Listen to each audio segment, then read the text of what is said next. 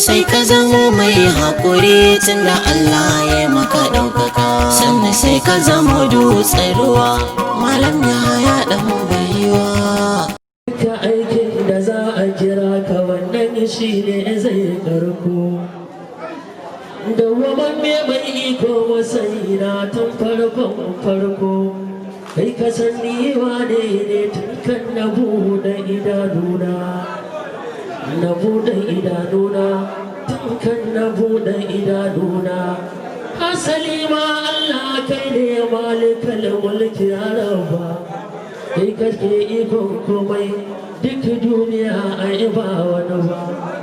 Kai ka san jiya ka san yau har gobe Allah rabba.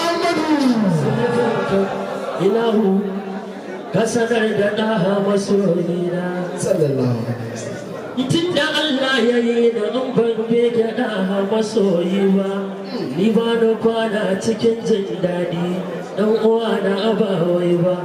So nake Allah ya kashe na a can cikin ƙaunar bawa don komai san Muhammadu ya dace. Sallallahu alaihi wasallam. Daga kadar hiyo ga gidarin nazi. Allah ya ƙara sutura, Allah ya sa albarka.